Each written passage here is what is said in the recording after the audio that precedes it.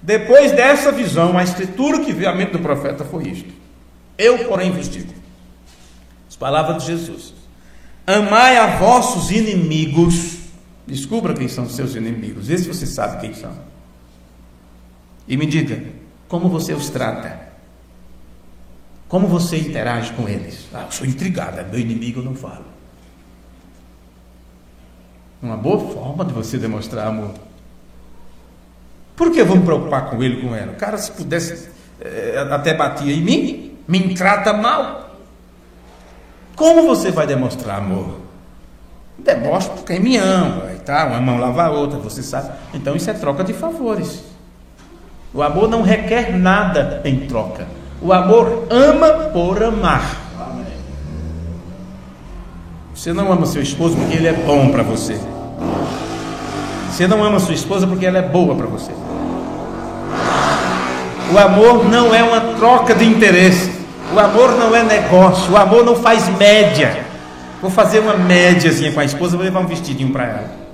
Vou fazer uma média com meu esposo, talvez hoje tenha um agradozinho para mim, fazer um almoço bom. Isso é comprar favores. Garoto de programa que faz isso, e prostituta que faz isso. Se paga para ter alguma coisa em troca.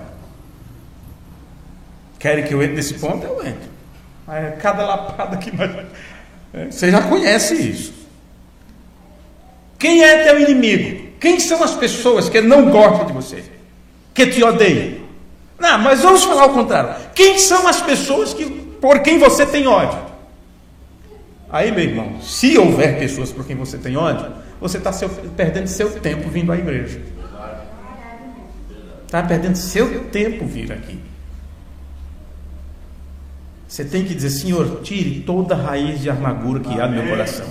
Não tem como você adorar a Deus e Deus aceitar a tua adoração, você com ódio no seu coração. Quem mais te maltratou? Quem mais ofendeu você?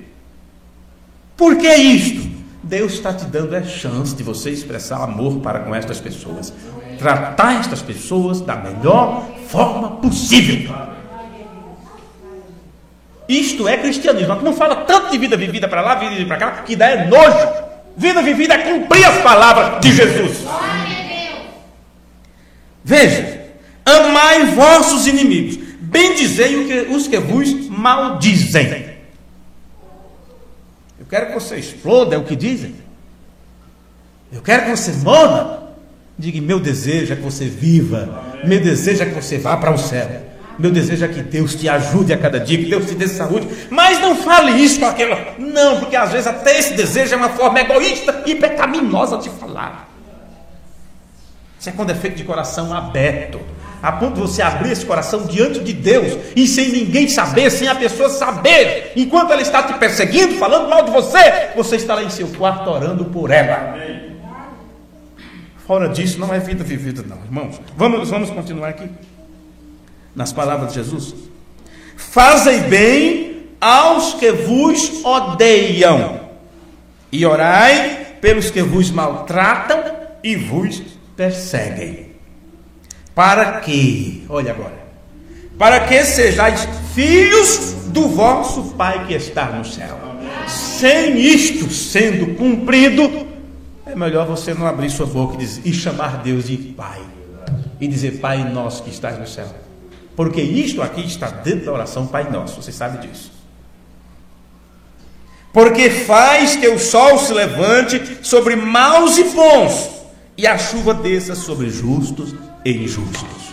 Você vê como Deus é bom? Você vê como Ele é misericordioso? Faz sol e chuva vir sobre justo e injusto. Você está sofrendo com a seca de água? Os outros também estão. Não seria bom se Deus sempre fizesse assim? Faltou água na casa de todos os incrédulos, na casa dos crentes está lá as caixas cheias. Quanto mais ele usa, quanto mais dá descarga, quanto mais ele esbanja de forma irresponsável, está lá Deus abençoando, porque são crentes. É bonitinho, né? Não, sofre todo junto. Quando vir água para todos, quando vir sol é para todos, e aí você não sabe quem é bom ou quem é ruim. Você não tem direito de saber disso, só Deus sabe. Se você soubesse, você estaria julgando as pessoas. E Jesus disse: não julgue quem quer que seja. Você não tem o direito disso. É a palavra que julga. Você não nasceu para ser juiz de ninguém. Não, nem juiz, nem advogado. Não. Porque todos estamos no mesmo problema, dependendo de um advogado. Todos estamos dependendo de um intercessor. Então isso nos coloca na mesma situação sempre, dependendo de Jesus. Amém. O único intercessor entre Deus e o homem. O único que pode pegar a tua causa, apresentar diante do Pai. Só Ele. Esta escritura veio na mente do profeta depois que ele viu aquela visão. E o que tinha aquela visão? 2 semeadores, correto? Semeando no mesmo solo, 2 sementes diferentes. Agora, ele continua. Então vê você, a mesma chuva que faz o trigo crescer, faz com que o joio cresça. E, portanto, entendi o quadro. Aí está o seu confessor carnal. Isto é bem dentro da igreja. Mas seus frutos, ele pode gritar, pular, dançar, falar em línguas, mas seus frutos, ele é um joio. E tem o outro que possui o mesmo Espírito, o Espírito Santo, pode cair bem no meio de um grupo de pessoas. Veja, o Espírito Santo, eu estou lendo o sermão de William Branham, Hebreus 6, parte 2, parágrafo 125. O mesmo Espírito Santo pode cair bem no meio de um grupo de pessoas e um hipócrita pode gritar através do Espírito Santo, viu? Da mesma forma que um joio pode viver através da chuva que é enviada. Foi isto que Paulo estava falando aqui. Porém, é impossível que um joio se torne trigo, ou um trigo, um joio. Você compreendeu isso? Olha, eu estudo esta mensagem desde os anos 80. Já li isto várias vezes em vários sermões. Porém, a escritura de Hebreus 6, quando diz, é impossível que os que foram uma vez iluminados e provaram do dom celestial, não é assim? Muitas vezes você lê aquilo e rapidamente você diz, então uma pessoa que creu nessa mensagem, ou que aceitou e estava dentro e tal, e tudo bem, daqui a pouco ele se desvia, é impossível ter volta. Não é assim o pensamento de muita gente?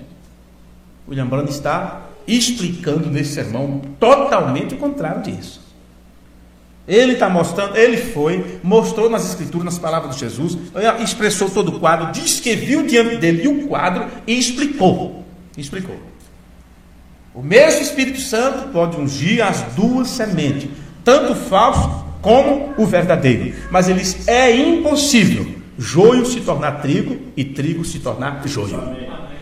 Eles podem fazer o mesmo trabalho. Eles podem até ser muito parecidos. Porém, um filho de Deus nunca será um filho do diabo. Um filho do diabo nunca será um filho de Deus. Veja, a mensagem que é semeada, a semente da palavra que é semeada, é para que cada um receba a autenticação de Deus, a prova do DNA que mostra quem é você. Por uma revelação, por um conhecimento de Deus, você tem que saber em si próprio. O Espírito Santo tem que testificar no teu espírito que você é um filho de Deus. Então, se você é um filho de Deus, então não importa quantos vendavais venham, não importa. Você sempre será aquele filho que Deus preordenou desde antes da fundação do mundo. Vou ler de novo isso aqui. O Espírito Santo pode cair bem no meio de um grupo de pessoas, e um hipócrita pode gritar através do Espírito Santo, da mesma forma que um joio pode viver através da chuva que é enviada. Porém, é impossível que um joio se torne trigo, ou um trigo, um joio. Você compreendeu isto? Pois é impossível para aqueles que uma vez foram iluminados e foram participantes do dom do Espírito Santo e provaram da boa palavra de Deus e do poder do mundo que há de vir, caírem e se renovarem outra vez. Ouçam o que ele disse: pois a chuva sempre cai sobre a terra para molhá-la e para vesti-la aqui, prepará-la, porém os espinhos e galhos são rejeitados. Agora, pois, deixando os rudimentos da doutrina de Cristo, vamos seguir até a perfeição, não lançando outra vez o fundamento do arrependimento, de obras mortas para com Deus, fé e assim sucessivamente, doutrina de batismo e imposição de mãos e coisas. Vem? O crente carnal, de volta naqueles dias, é exatamente como é hoje. gostam de dizer, bem, eu pertenço à igreja, eu arrependi, eu subi, eu fiz uma confissão, eu fui batizado. Vê? Eles descansaram naquelas reformas carnais. O que isto faz? Isto produz joio. O que a perfeição faz é o trigo da palavra de Deus. Ele está usando isto como a sua palavra. É uma semente, ela nascerá. Isto depende de qual semente está semeada em teu coração. Se você vai à igreja só porque você tem medo do inferno, foi a pergunta que o Biratã me fez há muitos anos atrás. Ele nunca tinha vindo de São Paulo, de lá ele começou a me escrever. Aquela coisinha desse tamanhozinho, um catitinho. Eu tenho domingo, eu até lembro como é que ele falava. O senhor é crente por quê? O senhor é crente porque tem medo do inferno? Nunca esqueci dessa pergunta. Mas depois teve essa ousadia, essa disparidade de me escrever lá do Pernambuco para cá, perguntando se eu era crente porque eu tinha medo do inferno. Não é querer apanhar mesmo? Está aí apanhando até hoje. Ai, meu Deus. Opa, Miguel, agora só eu falo, viu? Observe. Se você vai à igreja só porque você tem medo do inferno, se você se une à igreja porque você não quer ir para o inferno, você ainda é um joio. Se você se une à igreja só para ser popular, você ainda é um joio. Se você fez todas estas coisas formais que são para serem feitas, isso é tudo que você possui, você ainda é um joio. Mas um verdadeiro cristão genuíno marcha em direção à perfeição até que o mundo esteja morto e você se torne uma nova criatura em Cristo Jesus. Então é impossível para aquele homem alguma vez cair. Como é impossível para o outro, mesmo que vai para a igreja, mesmo que se alimente da mesma chuva, que se alimente da palavra, que usufrui dos dons espirituais e tudo, é impossível ele se salvar porque ele é um joio. Isto, diz o profeta, é o que a Bíblia diz. Veja como aquilo se compara com o restante das Escrituras. Veja como isto está bem ali em seu lugar. Como pode isto dizer aqui? O homem que uma vez foi salvo nunca pode se perder e vir até aqui e dizer, mas se você está perdido e blasfema, é impossível? Claro, se você é um blasfemador, você não é um cristão. Que as pessoas dizem assim, mas ele é um crente, mas eu vi ele blasfemando. Então não é crente. É isso que o profeta está dizendo. Como pode um cristão blasfemar? Como pode um cristão amaldiçoar a Deus? Lançar blasfêmia contra o Espírito Santo? Como pode um cristão blasfemar da obra do Espírito Santo? Não pode, porque um cristão tem temor de Deus em sua vida. Tem temor de falar das pessoas. Tem temor de falar na vida dos irmãos. Tem temor de tirar do mar do esquecimento os pecados de irmãos que já confessaram diante de Deus. Um cristão tem temor de bater com a língua nos dentes e falar das coisas erradas dos outros. Paulo diz, se você se examina a si mesmo e deixe de julgar a vida dos outros, deixe de olhar o passado de quem quer que seja. Observe. O último parágrafo aqui. Não do culto, viu? Porque isso procede. Espera aí. Eu já passei de lugar, da hora, mas eu vou segurar vocês. É o primeiro culto do ano que estamos tendo, certo? Amém. O sol nem se pôs ainda. Deixa escurecer primeiro. Aí eu penso em parar. Ninguém que fala pelo Espírito de Deus chama Jesus de maldição. Ninguém falando pelo Espírito de Cristo chama Jesus maligno. Cada Espírito de Deus que está na igreja cristã concorda com tudo que Deus disser. Amém. Eu li o sermão Hebreus 6, parte 2. Bom, eu não sei se vocês acompanharam até aqui o raciocínio, mas resumindo esta parte,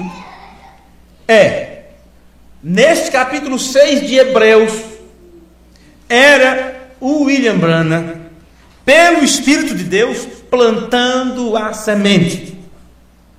O que ele viu em visão, e por isso a Bíblia, sempre ele deixava ela lá, e dava um vento, ele explica isso em outros sermões, dava um vento, vinha um vento e folheava as páginas da Bíblia sozinha, Ele olhava, estava Hebreus 6, fechava de novo. A Bíblia abria-se outra vez em Hebreus 6. Até que veio a visão, que já vos relatei, e veio a escritura de Mateus e tudo mais, e ele disse, então eu vi o quadro. Hebreus 6 é o William Branham, pelo Espírito de Deus, no tempo do fim, plantando a semente. E o inimigo veio logo atrás e plantou uma falsa semente para confundir. Agora, o verdadeiro mistério que eu sei está por trás do que o irmão Branham pregou, de acordo com a sua capacidade que Deus deu, de estabelecer toda a palavra de Deus em ordem. O mistério está nisto, a ordem da Escritura, que da forma que foi escrita, você pode ter ela um tanto quanto confusa, sobre como se dá os acontecimentos sobre o novo céu e a nova terra.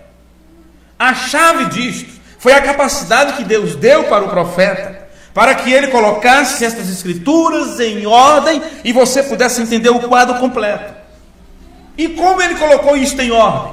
Vamos ler algumas escrituras aqui para que você entenda isto. Vamos para a carta de Pedro, vamos ler isto. E nós não vamos falar sobre o espírito do profeta, o espírito de profecia, como está no livro de Pedro. Quem sabe em outro culto chegaremos a isto. Mas vamos ler 2 Pedro, capítulo 3, começar com o versículo 1. Onde eu parar, vocês coloquem um ponto ali, para seguirmos depois. 2 Pedro 3, versículo 1. Amados, escrevo-vos agora esta segunda carta, em ambas as quais desperto com exortação o vosso ânimo sincero, para que vos lembreis das palavras que primeiramente foram ditas pelos santos profetas e do nosso mandamento, como apóstolo do Senhor e Salvador, sabendo primeiro isto, que nos últimos dias virão escarnecedores, andando segundo as suas próprias concupiscências. Chegou até aí, vocês? Amém. Ok? Agora, ele disse aqui, que no tempo do fim, quando você vê esta determinada coisa surgir, haverá escarnecedores. Vale a pena você observar esses escarnecedores mais de perto, de como eles são, como eles agiriam. Primeiro ponto, eles estão dizendo, pensando ou atuando. Suas ações mostram isto, que o que eles pensam é isto. Onde está a promessa da sua vinda? Este é o ministério dos escarnecedores. Averiguar, indagar, questionar isto. Onde está a promessa de sua vinda? Da sua aparição? Da sua presença? Porque desde que os pais dormiram, William Branham partiu. Onde está a mudança? O que mudou? Porque estamos falando do primeiro pai, que no tempo do fim surgiu em cena, a primeira semente que amadureceu e deu frutos, frutos da palavra. Estamos falando de um tempo que estava em completa escuridão espiritual, e no tempo do entardecer surgiu luz. Amém. Um profeta entra em cena, e o profeta, ele está ali para trazer iluminação. Amém. Então, este é o ministério, é o ofício dos escarnecedores. Sim, William Branham partiu. Onde está a mudança? Onde está a promessa? O que mudou? Porque não entenderam a aparição e vinda, a diferença entre uma coisa e outra. Não entenderam nada que foi falado. E eles dizem, nós não vemos nada, então vamos seguir assim, acho que é somente crer mesmo e pronto. Vamos só viver uma vida vivida, afinal ele também falou isso. E afinal de contas, quando você olha o quadro geral, tudo está ficando mais escuro do que nunca. E você só tem que dar razão a esses escarnecedores. E eles não são de fora. Esses escarnecedores são de dentro. Os de fora não conhecem a palavra profética. Os de fora não conhecem o que Deus faria no tempo do fim através de um profeta. Os escarnecedores surgiriam entre os que conhecem. E ele diz: está mais escuro do que nunca. E é dessa maneira que deveria ser. Então, no que você está pensando? Muitos irmãos reclamam. Ontem, conversando com uma irmã, ela contando um caso, e disse: o irmão, ele tem tantas dúvidas. O irmão, ele tem tanta dúvida, porque são tantas coisas erradas que têm surgido, são tantas as doutrinas falsas que têm aparecido. Em outras palavras, tem virado uma bagunça total. E o que você tem que dizer? Sim, Paulo diz que seria desta forma. E acontecerá que nos últimos dias apostatarão da revelação. Apostatarão, ou seja, se desviarão da verdade que Deus apresentasse no dia. E voltariam para mentiras, seguiriam até a doutrinas de demônios. E no que você está pensando, irmão e irmã? Você acha que isso vai ficar melhor? Você acha que isso vai melhorar? Por favor. Como diz o outro, tenha santa paciência. Isso ficará pior. Isso ficará cada vez pior. Isso se tornará mais confuso e mais angustiante. Até que você fique como justo Ló, dizendo: o que faço num ambiente desse? O que faço numa cidade dessa? O que faço num mundo desse? Você tem que começar a gemer dentro desta mensagem. Amém. Para sair fora, para sair daqui.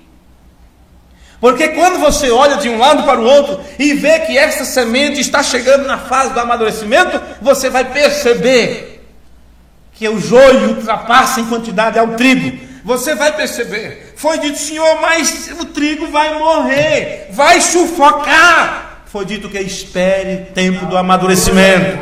É Deus quem cuida da semente. Mas quantos justos tinha em Sodoma?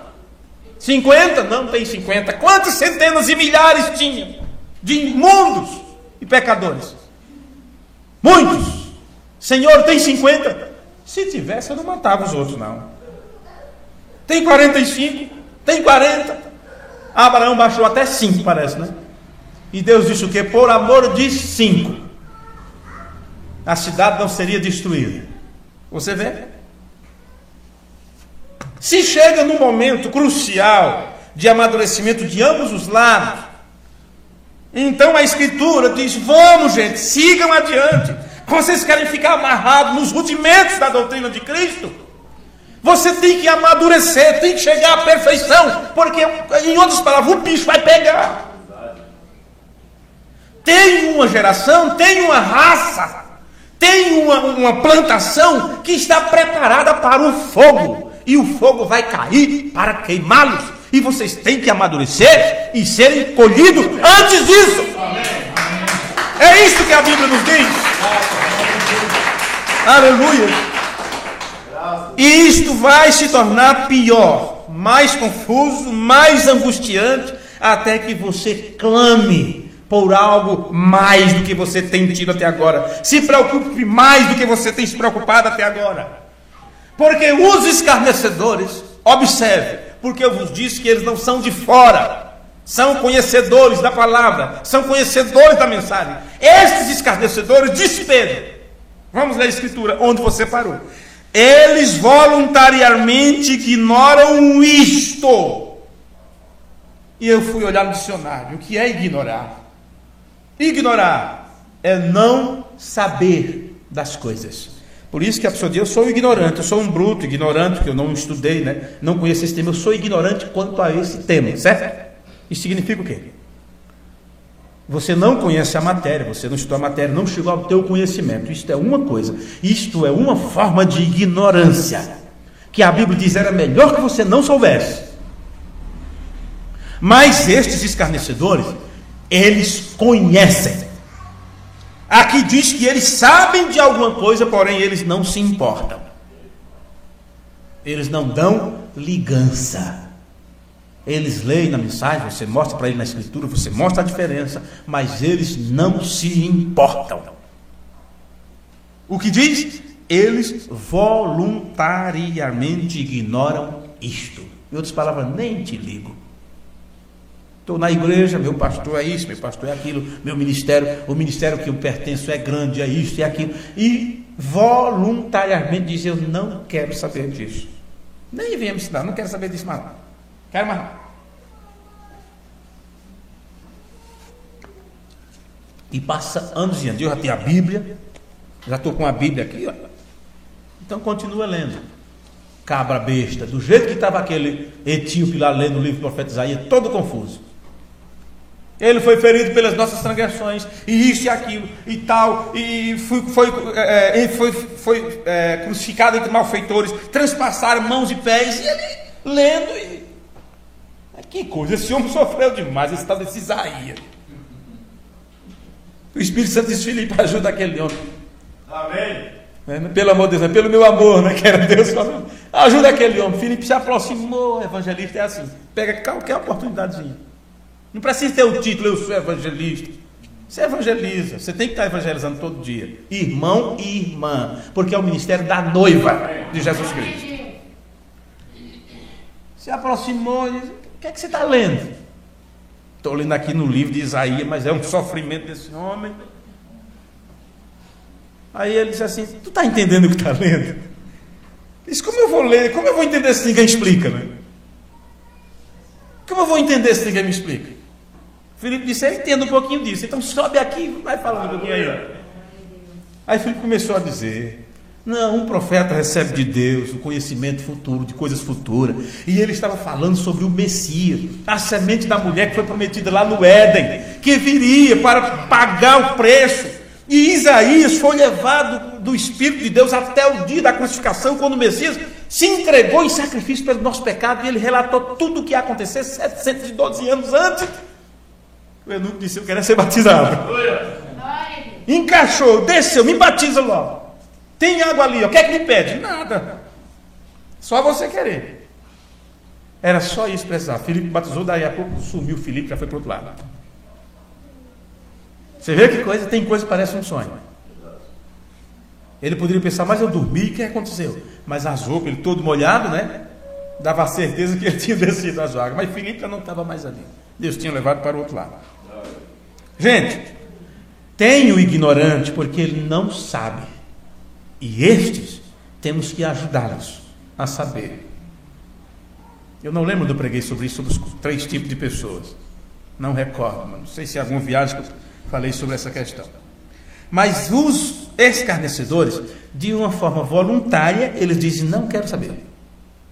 Não quero saber disso. Irmãos, algo foi muito bem instruído pelo último profeta que Deus mandou para este mundo. O último profeta enviado aos gentios. Algo foi muito bem instruído. Porém, eles não se importam. De forma voluntária, ignoram. Veja os títulos das mensagens pregadas por um profeta. Mudou Deus o seu parecer? Tentando fazer um serviço para Deus, fora de sua vontade. O evangelismo do tempo do fim.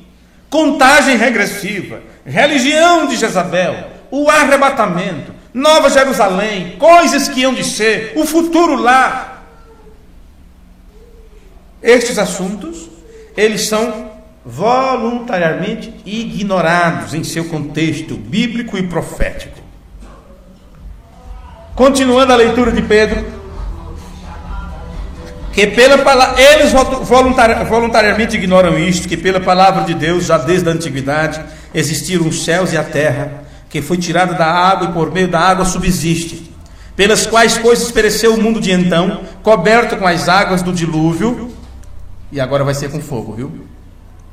Coberto pelas águas do dilúvio, mas os céus e a terra que agora, tempo presente, ok? Tempo presente. Porque se isso tivesse sido escrito para um tempo que não houvesse mais céus e terra como vemos, Então é claro, você nem ia chegar a ler. Então essa palavra agora, enquanto não houver esta catástrofe que virá, esta grande hecatombe que vai vir sobre a terra, este agora permanece sempre para que todos aqueles que leem saibam que se trata disso que é visível e palpável diante de vocês. Mas os céus e a terra, que agora existem, pela mesma palavra, se preservam como tesouro e se guardam para o fogo, até o dia do juízo e da perdição dos homens ímpios. E agora, ele diz que eles sabem que este mundo irá queimar. Você acha que os ignorantes não sabem? Os ignorantes, os escarnecedores, eles sabem.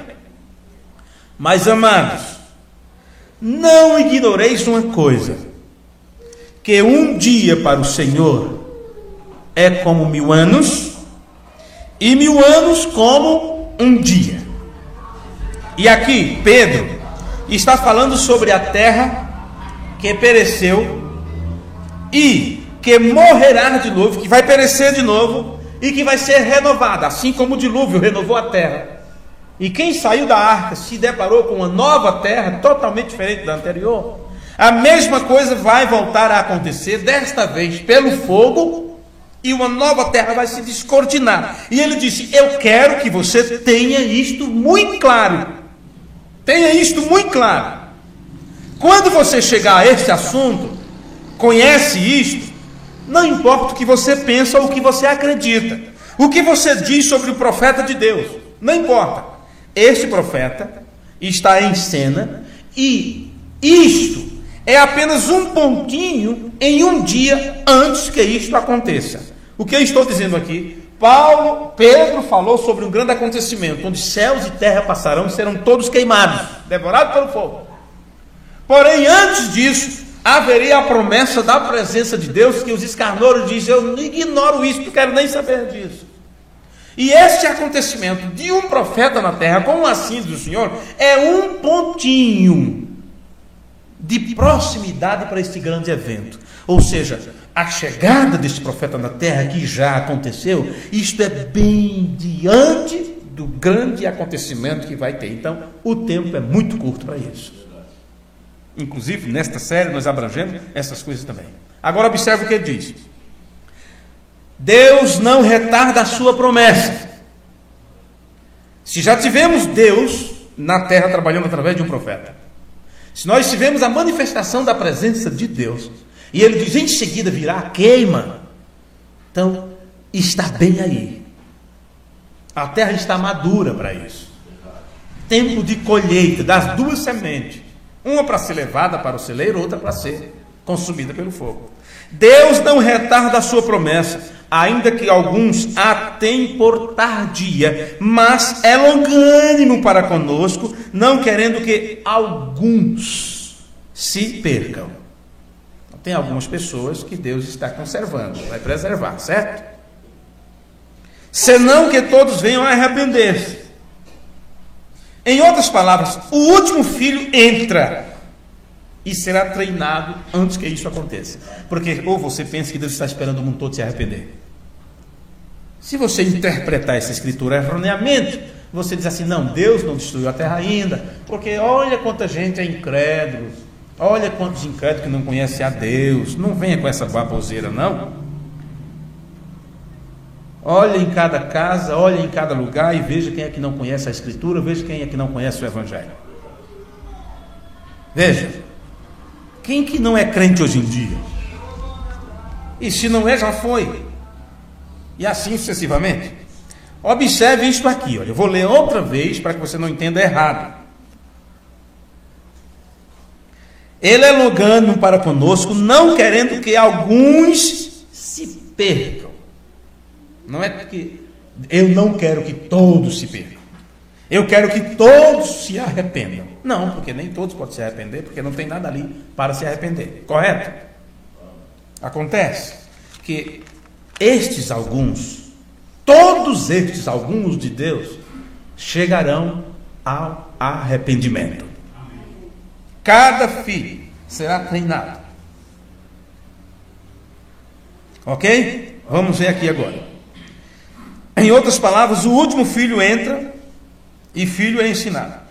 Mas o dia do Senhor virá como um ladrão de noite, no qual os céus passarão com grande estrondo, e os elementos ardendo se desfarão, e a terra e as obras que nela há se queimarão. Havendo, pois, de perecer todas estas coisas, que pessoas nos convencer em santo trato e piedade, e assim sucessivamente, não é? Aguardando e apressando-vos para a vinda do dia de Deus. Já lemos isso tantas vezes, vou ler rápido aqui. Em que os céus em fogo se desfarão, e os elementos ardendo se fundirão, mas nós, segundo a sua promessa, aguardamos novos céus e nova terra em que habita a justiça. Por isso, amados, aguardando estas coisas, procurai que deles sejais achados imaculados, ou seja, sem defeito, e tende por salvação a longanimidade de nosso Senhor, como também o nosso amado irmão Paulo vos escreveu, segundo a sabedoria que lhe foi dada, falando disto, como em todas as suas epístolas, entre as quais há pontos difíceis de entender, que os indoutos, sem esclarecimento, sem entendimento, e inconstantes, torcem, e, igualmente, as outras escrituras, para sua própria perdição. Vós, portanto, amados, sabendo isto de antemão, guardai-vos de que, pelo engano dos homens abomináveis, sejais juntamente arrebatados, e descaiais da vossa firmeza. Antes crescei na graça e conhecimento de nosso Senhor e Salvador Jesus Cristo. Agora vamos entender isto para concluirmos aqui. Esta é a escritura que tem confundido muita gente. Existe um arrebatamento pré-tribulacional, que haverá uma tribulação, e nós cremos que haverá um arrebatamento antes desta grande tribulação. Mas tem aqueles que dizem que não há arrebatamento antes da tribulação. Eles acham que toda a igreja tem que passar pela tribulação e na hora do sofrimento serão arrebatados. Observe. Como se na tribulação eles morrem? E Jesus disse que esses não provarão a morte. Então tem que ser antes da grande tribulação. Existe uma vinda pré-milenial? Antes do milênio? Existe uma vinda pós-milenial? Ou existe algum milênio? Esse é o problema com as pessoas, e por isso confunde isso que acabamos de ler na epístola de Pedro.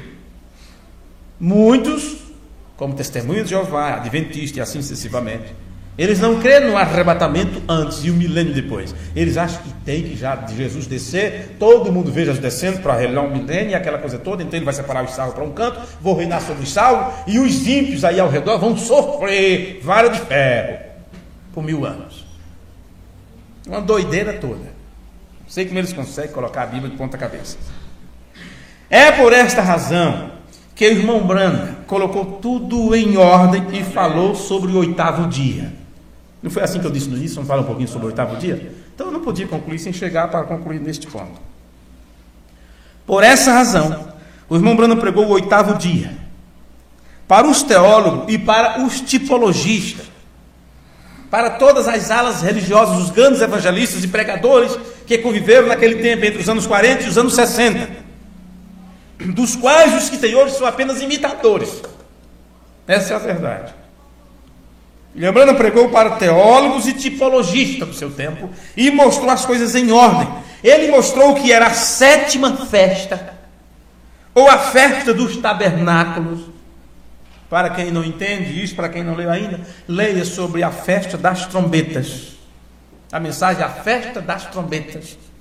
Tudo que era, de como o milênio está sob, debaixo de, encaixado com a festa dos tabernáculos.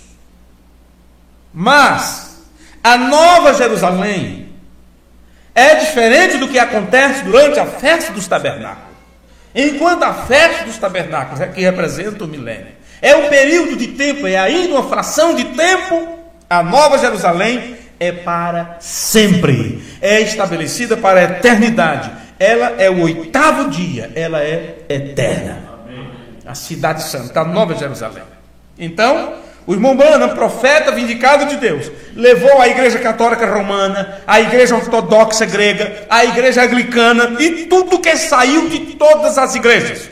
Levou direto tudo ao Pentecoste mostrou tudo isso dentro do sistema, vamos dizer assim, pentecostal, no tempo do derramamento e tudo mais, dos dons. E ele disse: eu estou dizendo a você agora tudo o que se trata. Eu vou vos dizer a você o que é milênio, o que é o arrebatamento, quando isto acontece e o que vai acontecer no futuro. Eu vou dizer para vocês quais são as coisas que hão de ser e vou vos levar além para o trono alfa e ômega e mostrar a vocês como será o futuro lá do noivo celestial e da noiva terreal. Enquanto ele prega tudo isso, os escarnecedores ignoram. E ele pôs todo o entendimento em perfeita ordem. Há um arrebatamento. Há um pré-arrebatamento. Porque antes de você ser tirado da terra, você primeiro é tirado dos outros. Tirado para estar em lugares celestiais em Cristo Jesus. Em um aprendizado onde só você pode aprender. Sim, antes do arrebatamento tem que haver um pré-arrebatamento aparecendo. Sim, chamado de os dias do Filho do Homem, onde um povo estará na presença do Deus Todo-Poderoso, como Abraão esteve diante de Melquisedeque com pão e vinho sendo servido a ele. Há um arrebatamento que é pré-tribulação e depois 3 anos e meio de tribulação. Há uma ceia das bodas por 3 anos e meio. Há uma volta do grande rei, depois de tudo isto, com seu grande exército, em Apocalipse capítulo 19. E eles terão o anticristo. Enquanto isto acontece entre você e Deus, entre você e o rei Jesus, eles terão o anticristo. O diabo e todo o grupo, sim. E eles serão calados aqui nesta terra, porque Deus os destruirá e remodelará toda a terra, restaurará tudo. Então, você desce com o grande rei Jesus para esta terra, para habitar nela em justiça e paz por 1000 anos. No final dos 1000 anos, no qual haverá 1000 anos, conforme as Escrituras, haverá depois disso uma ressurreição geral, total. Ninguém ficará de fora. Não importa se a baleia comeu e vomitou, engoliu mesmo e ficou lá, destruiu lá dentro. Não importa se, não, eu vou optar por sepultar na terra mesmo, né? Deixa a terra comer. Outro diz, não, me coloca numa gavetinha para mim ir secando aos poucos. Ou como está lá no Alegria, né, irmão Antônio? Coloca, parece uma cidadezinha, uns predinhos, e diz que tem uma mangueirinha lá para a pessoa vai se destruindo ali, a mangueirinha vai sugando a água do seu corpo, só fica lá a carcaça. A terra nem tem direito de comer, é assim agora. Outro diz, para acabar com toda essa doideira, queima logo, pronto, queima. Aí pronto, caixão caro, dentro da fornalha para queimar. Com o corpo, com tudo. Outro dia, pega a cinzinha, coloca no mar, pega a cinzinha, coloca no rio e tal. Não importa onde foi, se o urubu comeu, se deixou de comer, não importa. Parece que o urubu não come, né? Parece que o urubu não come gente. Cuidado, só quando é sogra é ruim, viu? Não importa, gente, qual foi o final desse corpo, meu ou teu. Após o milênio haverá uma ressurreição geral, onde toda criatura, onde todo ser, desde Adão até o último ser vivo desta terra, todos terão que ressuscitar. E o trono branco será estabelecido, isto virá. E o pecado continuará até ali. Sim, haverá pecado depois do milênio. Vão querer ainda, uma vez que ressuscitam, agora vamos nos vingar. Estamos perdidos mesmo.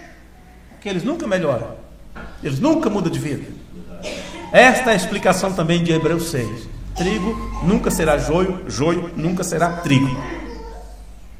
Então virá o julgamento, e os ímpios serão postos para um lado, e o ímpio irá se reunir com Satanás, e eles virão contra o acampamento santo sobre a terra. Eles virão contra Deus e seu povo, e mais uma vez haverá uma grande batalha. William Branham colocou tudo isto em ordem, todos esses temas bíblicos. Mas aqui diz né, que nesta ocasião ele virá como ladrão na noite, assim como em um ladrão na noite, diz as Escrituras. E você diz, eu não consigo entender tudo isto, como vai ser assim? Eu também não consigo entender, eu só sei que essas coisas são verdadeiras. Amém. Aqui diz uma parte terrível disso: quando os céus rolarem para trás, ou se dobrarem como um livro, eu não sei o que vai acontecer. Que isso é o céu, que vemos aí é o céu, esse azul é o céu? Não. Em que distância está o céu? Onde está o céu? Mas algo que estará sobre as pessoas vai parar de existir. Não sei se haverá um vácuo que olhe para um lado para o outro e se descobrirá com certeza que você está solto no universo. Que visão você teria se estivesse fora da órbita da Terra? Seria essa visão azul e bonita? Não é assim que mostra as fotos de satélite e tudo que viaja por aí afora. Tudo isto, toda essa atmosfera, tudo isto vai queimar. Pedro disse que isso será como um livro que assim enrola, sumirá assim, ó, sairá tudo. É como um desnudamento do universo. Algo terrível, os céus rolarem para trás. E eles chegarão a uma prova. Sim. E aqui diz, aqueles céus e tudo mais será subitamente tomados de imediato, como um fogo que desce e destrói todos os ímpios, tudo queima. E Deus chama o seu cordeiro, e Deus chama a sua noiva no trono, Deus chama o cordeiro e a noiva no trono, e todas as virgens nécias que morreram durante o período da grande tribulação, e todos aqueles que foram bons para com os filhos de Deus, todos que receberam o direito de participarem da vida eterna, todos os outros que vão participar, que estarão em sua glória, e neste momento, ele recria tudo, e traz tudo ao seu juízo perfeito, e diz assim, eis que para vocês eu vou criar nova todas as coisas, e das coisas passadas, vocês já não lembrarão. Deixa-me traduzir isso. Das coisas passadas, vocês não sentirão falta.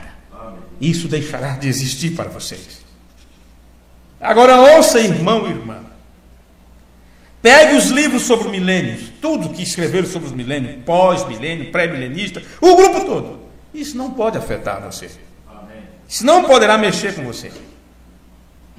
Sim, você nem deve se preocupar com isso, porque Deus te enviou um profeta para mostrar a realidade disso. Deixe-me ler aqui o que disse Oliveira no livro 4 sobre o cumprimento de Deus. Eu não estudei isso muito, porque eu pensava que eu era muito estúpido, mas eu não conseguia entender porque o irmão Branham falou sobre o 8º dia. Quando eu não estava nem preocupado com o 8º dia, no entanto ele falou sobre isso. Mas o irmão Branham, como Elias, foi o pastor de Jezabel, de Acabe e de todo mundo. Ele está dizendo, assim como Elias era o pastor de Jezabel, de Acabe, assim sucessivamente, o William Branham é profeta dos adventistas, dos batistas, dos pentecostais, dos assembleianos, dos católicos, dos espíritas. Ele foi o profeta enviado para esta geração, para o tempo final, para todos, queiram ou não.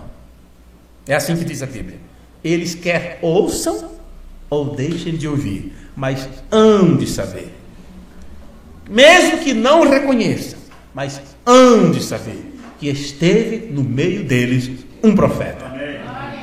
E o William Branham, o profeta de Deus, põe a coisa toda em ordem. Ele não apenas semeia a semente de toda a Bíblia, desde a semente da serpente até o profeta da chuva seródia. Ele foi direto, além, sob os selos, e nos levou de volta à consumação, nos levou de volta ao cumprimento do Deus Todo-Poderoso. Amém. Encerremos por aqui. Se ouvirmos, se tivermos uma oportunidade, em um próximo culto, continuaremos este tema. Acredito que 2 ou 3 encerraremos o livro de número 4 do reverendo Liveira. Deus abençoe. Amém? Vamos ficar de pé. Grande Deus Todo-Poderoso, no nome de Jesus Cristo, nós te agradecemos nesta hora por tua bondade, por tua infinita graça, compaixão e misericórdia. Reconhecemos, ó Deus, a nossa fragilidade, o quanto que nós necessitamos da tua misericórdia neste tempo, Senhor. Perdoa as nossas fraquezas, os nossos pecados, nossas disparidades, nossos maus pensamentos, nossas brincadeiras, nossas palavras mal pronunciadas, nossos pensamentos que não são corretos. Tudo, Senhor, colocamos diante de ti nesta hora, pedindo que o Senhor nos ajude, que o Senhor nos perdoe. Encha-nos com o teu Espírito Santo, Senhor. Ensina-nos a cada dia a viver como cristão. Ensina-nos a cada dia a obedecer o teu evangelho, a obedecer a tua palavra. Ajuda meus irmãos e minhas irmãs ao redor do mundo. Aos amigos que trabalham, que estão lado a lado, no sofrimento, na alegria, orando uns pelos outros, que todos sejam cheios da tua graça nesta hora. Aos irmãos que nesse instante estão nos ouvindo, aqueles que estão enfermos e aflitos, aqueles que estão doentes, necessitando de cura nesta hora. Senhor, visita os lares, visita meus irmãos e minhas irmãs nesta hora. Tu és o médico dos médicos, tu podes solucionar os problemas, tu podes tocar, assim como através do Filho de Deus, tu, grande Pai, tocaste naquele esquife, naquele caixão, e o filho da viúva de Naim se levantou. Assim como através de teu filho tu falaste a palavra, e Lázaro saiu da sepultura, tu pode nesta hora, como o mesmo Deus Todo-Poderoso, visitar a casa dessas pessoas que estão em necessidade, visitar a vida deste homem, desta mulher, deste ancião, desta anciã, e lhe restaurar a saúde, Senhor. Dá fé aos que estão com falta dela, responder às questões daqueles que têm perguntas, ó Senhor, e colocar todas a engrenagem a funcionar de acordo com a verdade do teu evangelho. Cura o Senhor, liberta os oprimidos e aflitos, e que possamos encontrar na tua palavra a alegria e felicidade necessária, a ponto de nada do mundo nos perturbar a seguir adiante. É no nome de teu Filho Jesus Cristo que nós oramos e te pedimos para a tua glória. Amém. Amém. Deus os abençoe. Um abraço fraternal a todos os irmãos que nos ouvem à distância, em várias cidades espalhadas pelo Brasil e até mesmo em outros países, que todos sejam cheios da graça e da compaixão do Deus Todo-Poderoso, e até o culto de sexta-feira, se o Senhor nos permitir. Amém.